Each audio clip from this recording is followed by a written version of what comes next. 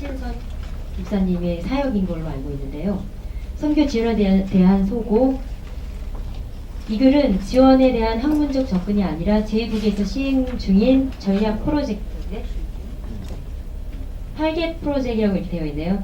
현장 책임자로 경험하였던 것을 기반으로 지원에 대한 소회를 나누는 장으로 삼고자 한다. 지원과 후원의 사전적 의미는 큰 차이가 없다. 다만 선교적으로 후원은 개인 또는 개교회의 재정을 포함한 유형적 도움을 말하는 협의의 의미로, 지원은 본부 또는 선교회 차원에서 정책, 재정, 복지 등 선교의 모든 영역을 포함하는 유무형의 도움을 말하는 광의의 의미로 사용하고자 한다. 지원이 필요 없는 선교 현장은 없다. 하지만 본문에서는 그 모든 분야의 지원을 논하지 않을 것이다. 모든 선교사에게 일상적으로 하는 지원이나 일회적 지원이 아닌 전략적 지원이 필요한 경우를 정책, 재정, 인력 측면에서 살펴보고자 한다. 즉 사역 부분의 지원으로 한정하고자 한다. 지원 시스템 자체에 대해서도 논하지 않을 것이다.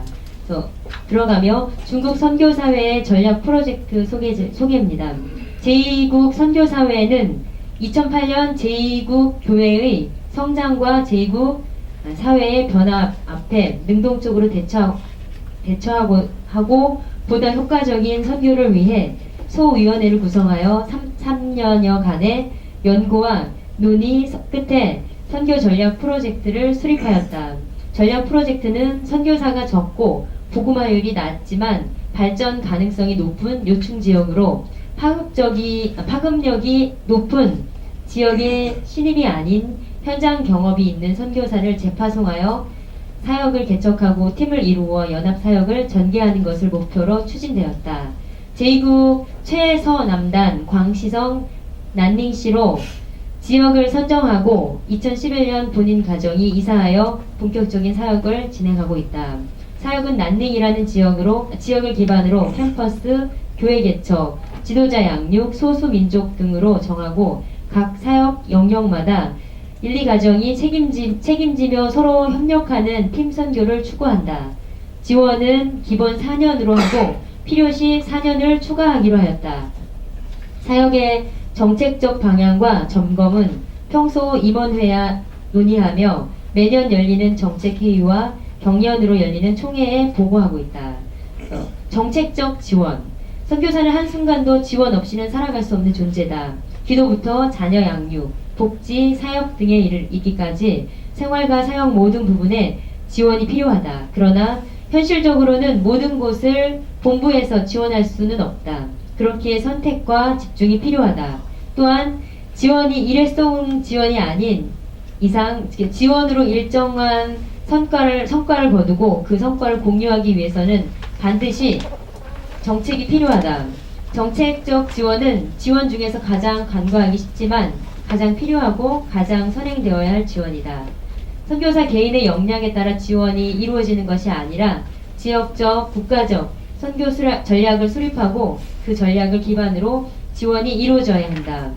전략을 세울 때에는 본부나 몇몇 소수에 의해서 추진되는 것이 아니라 그 지역의 모든 선교사들의 의견을 청취하고 공감이 형성되었을 때 추진되어야 할 것이다.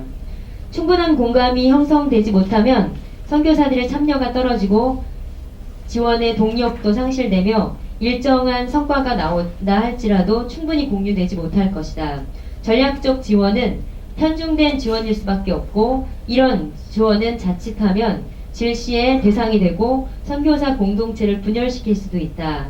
가능한 모든 선교사들의 동의 속에 전략이 수립될 때 선교사들에게 자긍과 긍지를 심어주고 선교사회의 역량도 키워주는 지원이 될 수 있을 것이다.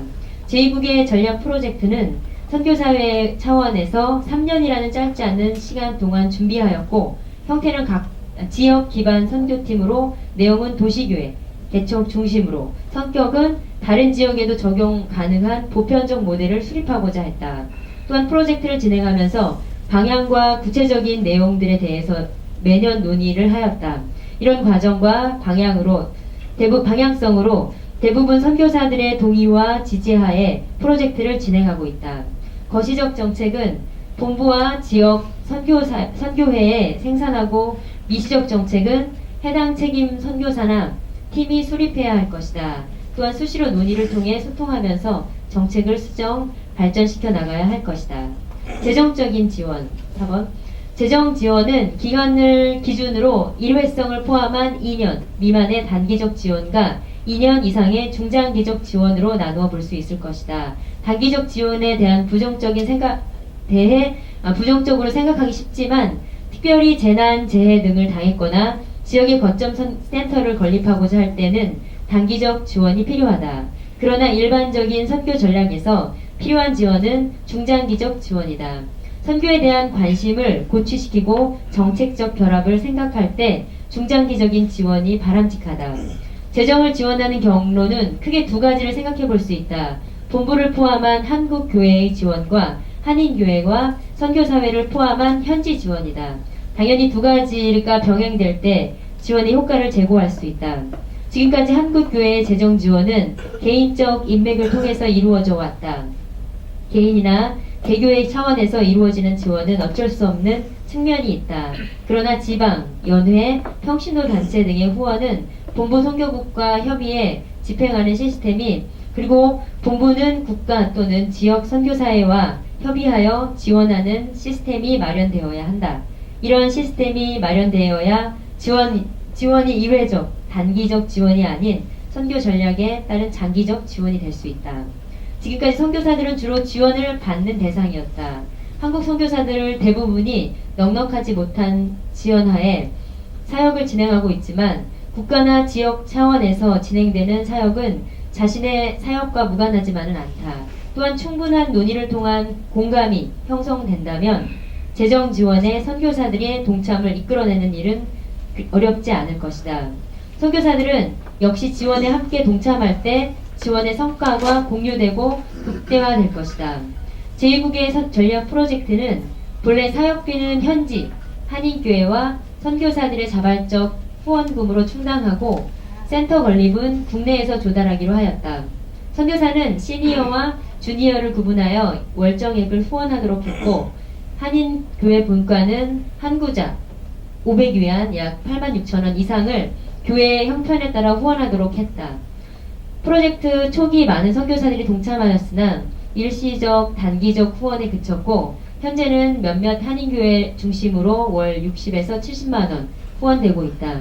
한국교회의 후원은 지역의 거점인 센터 건립에 사용하고자 했으나 한국교회의 이해 부족과 후원을 독려할 주체들의 특수한 상황으로 거의 진행되지 못하고 있다.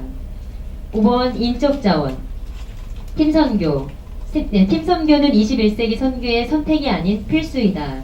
그러나 한국 선교사들은 팀선교의 어려움을 겪고 있고 또 경험이 많지 않은 것도 사실이다. 그러하기에 팀선교의 모델 발굴과 경험 축적이 필요하다. 팀 구성을 개인에 맡겨두는 것이 아니라 본부와 국가 또는 지역 선교사회가 결합한다면 좋은 팀 선교의 모델을 발굴할 수 있을 것이다.